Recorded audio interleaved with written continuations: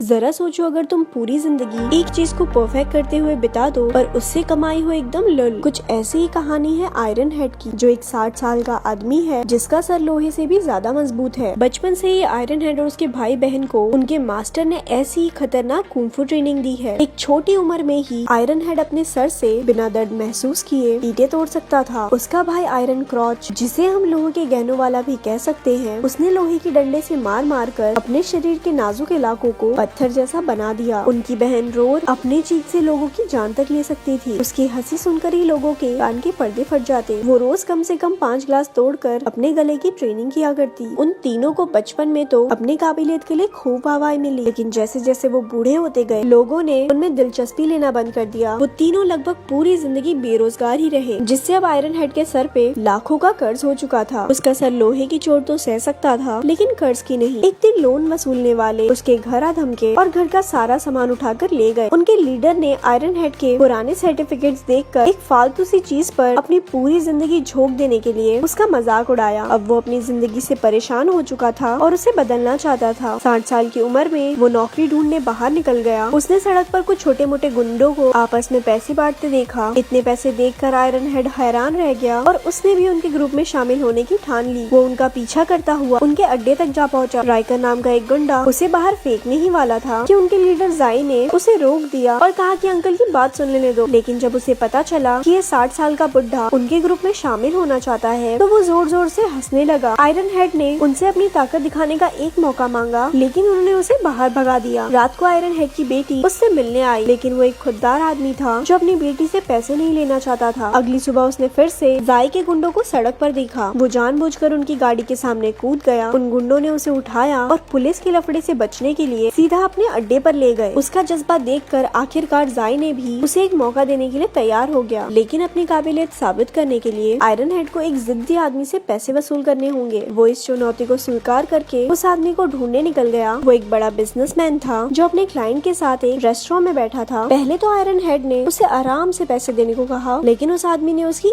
एक ना सुनी। इसके बाद आयरन हेड ने उसके खाने में थूक दिया। गुस्से में बिजनेसमैन उसके सर पर कांच की एक बोतल दे मारी, लेकिन पीछे हटने के बजाय आयरन हेड ने अपने ही सर पर वैसी 10-12 बोतल और मार डाली। उस बूढ़े आदमी की हालत देखकर आसपास के लोग बिजनेसमैन को कोसने लगे। इस पर शर्मिंदा होकर उसने आयरन हेड को अपना क्रेडिट कार्ड ही पकड़ा दिया। इस मुश्किल काम को पूरा करने के लिए जाई ने खुश होकर उसे 30% कमीशन दे दी। उसके राइट हैंड राइकर को आयरन हेड की इतनी वाहवाही होती देखकर जलन होने लगी। उसने आयरन हेड के खिलाफ जाई के कान भरने की भी कोशिश की, लेकिन कुछ नहीं हुआ। अपने इस तरीके से आयरन हेड ने एक ही महीने में मोटा पैसा कमा लिया और उसका घर नई नई चीजों से भर गया। लेकिन उसने अपने काम का पता अपने लोहे के गहने वाले भाई रोर और अपने मास्टर को नहीं लगने दिया, क्योंकि वो कभी भी उसे गुंडागर्दी नहीं करने देंगे। एक दिन उसे बाव नाम के एक आदमी से पैसे वसूल करने थे। उसने हमेशा की तरह अपना सर फोड़ा और बाव ने प्रेशर में आकर उसे अपने सारे पैसे दे दिए। उसके पास सिर्फ 30,000 युआन ही थे। आयरन हेड यही पैसे जाई के पास लेकर आया, लेकिन उसकी तरक्की से चिढ़े हुए राइकर ने कहा कि उनका रूल है कि वो आधे से कम पैसे कभी नहीं लेते। बाव ने 3 लाख युआन मेरे थे और आयरन हेड सिर्फ 30,000 लेकर आया था। इस बात पर राइकर उसकी बेइज्जती करने लगा। गुस्से में आकर आयरन हेड ने भी 3 दिन के अंदर अंदर पूरे पैसे वसूलने का वादा किया और शर्त रखी गई कि अगर वो पैसे ना ला पाया तो उसे अपनी जेब से वो सारे पैसे लौटाने होंगे। रात को घर लौटते वक्त राइकर ने अपने आदमियों के साथ उस पर हमला कर दिया और बाव के लोन के कागज भी फाड़ डाले। अब आयरन हेड के लिए बाव से पैसे लेना और भी मुश्किल हो गया था। वो घर पहुंचा ही था कि एक आदमी वहाँ उसे अपने लोन के पैसे लौटाने आ गया। आयरन हेड पैसे लेकर बहुत खुश हुआ, लेकिन तभी उसकी बेटी अपने पुलिस ऑफिसर पति के साथ वहाँ आ गई। उन्हें लगा कि वो आदमी आयरन हेड से कर्ज के पैसे वसूलने आया था, इसीलिए उन्होंने उसे पैसे देकर जल्दी से भगा दिया, क्योंकि आयरन हेड उन्हें अपने काम के बारे में नहीं बताना चाहता था। इसी चक्कर में पैसे उसके हाथ से निकल गए। इसके बाद उसका दामाद एक घर में चोरी की तहकीकात करने गया। वो घर बाव का ही था और असल में उसी ने अपनी माँ के इलाज के पैसे कर्ज चुकाने के लिए चुराए थे। उसने सबसे माफी मांगी और अपने परिवार से वादा किया कि आज के बाद ऐसा कुछ नहीं होगा। पुलिस वालों ने उनके परिवार के मदद के लिए कुछ पैसे दिए और वहाँ से चले गए। ये हमारे पुलिस वाले इतने अच्छे क्यों नहीं होते भाई। अगले दिन आयरन हेड फिर से बाव से पैसे वसूलने की कोशिश करने लगा। सड़क पर तमाशा हो गया और लोग बाव को गालियाँ देकर उसे पैसे वापस करने को कहने लगे। कोई रास्ता ना दिखने पर बाव ने उसी की तरह खुद को ईंट से मारना शुरू कर दिया। उसके ऐसा करने पर आयरन हेड को भी उस पर तरस आ गया और उसके सर से निकलता खून देखकर वो चुपचाप वहाँ से चला गया। वो सोचने लगा कि वो पैसे के लिए कितना नीचे गिर चुका है। हमने देखा कि जाई और राइकर ने दूर से ही उस पर नजर रखी हुई थी। अब जाई को भी उसकी काबिलियत पर पर शक होने लगा था और आग में घी डालने के लिए राइकर तो वहाँ था ही। फिर भी जाई ने शर्त के हिसाब से 3 दिन तक रुकने का फैसला किया। शाम के समय उसका मास्टर रोर और लोही के गहनों वाले भैया के साथ आयरन हेड के घर में घुस गया। जल्दी उन्हें पता चल गया वो इतना अमीर कैसे हुआ था। उन्हें घिन आ रही थी कि आयरन हेड ने ऐसे गलत काम के लिए अपनी ट्रेनिंग का इस्तेमाल किया है। जिस गैंग के लिए वो काम करता था वो गरीबों को बहुत ज्यादा ब्याज पर पैसे देकर उनके मजबूरी का फायदा उठाते थे। आयरन हेड अब बेहद शर्मिंदा हो चुका था। वो चाहता था कि धरती उसे जिंदा निगल ले। उसने अपने कमाए हुए सारे पैसे टेबल पर रखकर कहा कि आज के बाद ऐसा कोई काम नहीं करेगा। लेकिन जब उन्होंने देखा कि इस काम में तो अंधा पैसा है तो वो तीनों भी उसके साथ जुड़ गए। सारी उम्र लोहे का शरीर बहुत बना लिया, अब उन्हें लोहे का बैंक अकाउंट बनाना था। वसूली के वक्त मास्टर आयरन क्रॉच के गहनों को हथौड़े से पीटता, जिससे डरकर सभी कर्जदार झट से पैसे लौटा देते क्योंकि उन्हें गोटियों पर हथौड़ा नहीं खाना। इसी तरकीब से उन्होंने एक ही घंटे में हजारों युवान कमा लिए। लेकिन बाव अब भी बाकी था। उसने कहा कि उसके पास बिल्कुल पैसे नहीं है। लेकिन वो लोग कहने लगे कि घर तो है ना, बेच दे इसे, पर लोन के पैसे तो वापस करने पड़ेंगे। इस सब के बावजूद भी वो नहीं माना तो रोर ने उसके घर के बाहर अजीबोगरीब से चिल्लाकर अपना पैसा मांगने लगी। वो 2 दिन तक बिना रुके बोलती रही और आखिरकार तंग आकर उन्होंने घर बेचने का फैसला लिया। इसके बाद हमारी वसूली टीम सारे पैसे लेकर जाई के अड्डे पर पहुंची। पैसे देखकर जाई ने राइकर की बुरी तरह बेइज्जती करके आयरन हेड को अपना खास आदमी बना लिया। अगले 1 महीने तक वो सब ऐसे ही पैसों की वसूली करते रहे। उनकी आयरन क्रॉच के गहनों पर हथौड़े पेलने वाली तरकीब जादू की तरह काम करती, जिसे देखकर सब डर के मारे पैसे लौटा देते थे। उन्होंने खूब पैसे कमाकर ऐश की जिंदगी जीनी शुरू कर दी। अब तो वो बाकी गुंडों को भी ट्रेनिंग देने लगे ताकि वो भी उनकी तरह वसूली कर सके। आयरन हेड ने अपने बर्थडे पर शानदार पार्टी रखी। तभी जाई ने सबको बताया कि गैंग का सबसे बड़ा बॉस यान शहर में आ चुका है। उसने आयरन हेड, जाई और बाकी गुंडों को अपनी कार में बुला के आगे का प्लान बताया। प्लान ये था कि अब वो लोग कॉलेज स्टूडेंट्स को भी लोन दिया करेंगे। यान उन बच्चों की मासूमियत का फायदा उठाना चाहता था। आयरन हेड को यह आइडिया बिल्कुल भी ठीक नहीं लगा, लेकिन वो बॉस के डर से चुप रहा। अगले दिन उन्हें एक कॉलेज की लड़की से वसूली करने जाना था। आयरन क्रॉच के गहने टूटते देख तो वो बहुत डर गई। जब आयरन हेड ने उन गुंडों को लड़की की मजबूरी का फायदा उठाते देखा तो उसे बहुत शर्मिंदगी महसूस हुई। इस बात को अपने दिमाग से निकालने के लिए वो अपने पोते के साथ कुछ समय बिताने चला गया। उनका पूरा परिवार एक क्रूज शिप पर 1 हफ्ता मजे मार कर आया। उधर गुंडे उस कॉलेज की लड़की से कहने लगे बस राइकर भैया के साथ एक रात गुजार लो, सारा लोन माफ। गैंग के एक मेंबर लिंग ने उसके खिलाफ आवाज उठाने की कोशिश की, लेकिन उसके बॉस ने उसे धमका कर साइड कर दिया। उधर ट्रिप पर आयरन हेड और उसका परिवार एक बीच पर घूम रहे थे जब उन्होंने बाव की माँ और उसकी बेटी को देखा। उनके पास अब रहने की कोई जगह नहीं थी। बच्ची ने अपने परिवार की इस हालत का जिम्मेदार आयरन हेड को बताया। इस बात पर आयरन हेड के नाती और उस लड़की में झड़प हो गई। उसके नाती ने गुस्से में भरकर एक कांच की बोतल लड़की की तरफ घुमाई, लेकिन इससे पहले कि वो बोतल लड़की को लगे आयरन हेड ने अपना सर बीच में अड़ा दिया। आज पहली बार उसके सर से खून आया था। उसे समझ आया कि वो कितना बुरा काम कर रहा था। उसने यान और जाई के इस काले धंधे को छोड़ने का फैसला लिया। अगली बार उसने यान से मिलकर अपना फैसला सुना दिया। आयरन हेड उसका सबसे बेहतरीन आदमी था, लेकिन उसके जाने पर यान ने कुछ नहीं कहा। इसके बाद आयरन हेड लिंग से मिला, जिसे उसने अपने नाती का ध्यान रखने को कहा था। पता चला कि यान के आदमी उसे पीटकर उसके पोते को किडनैप कर ले गए। यान आयरन हेड से बदला लेना चाहता था। गुस्से से भरा आयरन हेड अपने नाती के लिए सब कुछ दांव पर लगाने को तैयार था। उसने बाव की माँ को भी पैसे भेजे ताकि वो अपने लिए घर ले सके। इसके बाद आयरन हेड की टीम यान के अड्डे पर बंदूकें लेकर पहुंच गई। इतने सारे हथियार देखकर सभी गुंडों ने सरेंडर कर दिया, पर ऐन वक्त पर रोर ने गलती से ट्रिगर दबा दिया, जिससे पता चल गया कि वो सारी बंदूकें नकली थी। इसके बाद गुंडों ने उनकी टीम को बंदी बनाकर उन्हें एक जवान लड़की की गलत वीडियो बनाने को कहा। यान जानबूझकर घिनौने काम करवा के उन्हें अपनी ही नजरों में गिराना चाहता था। आयरन हेड ने कैमरा पकड़ने से साफ इनकार कर दिया, जिसके बाद एक गुंडे ने उसके सर पर बंदूक तान दी। लेकिन इससे पहले कि वो गोली चलाता, पुलिस ने उनके अड्डे पर रेड मार दी। उन्हें गैंग के काले कारनामों का पता चल चुका था। आखिरकार पुलिस ने यान और सभी गुंडों को गिरफ्तार कर लिया। सारी लड़कियों को भी उनके चुंगल से आजाद करवाया गया। आयरन हेड भी इस काले धंधे को छोड़कर अपनी बेटी के पास रहने लगा। उसने आयरन क्रॉच, रोर और मास्टर के साथ मिलकर कसम खाई कि आज के बाद अपनी ताकत का गलत इस्तेमाल नहीं करेगा। और ऐसी ये मूवी यहाँ पर खत्म हो गई। ऐसी और स्टोरी सुनने के लिए हमारे पेज को लाइक करें। धन्यवाद।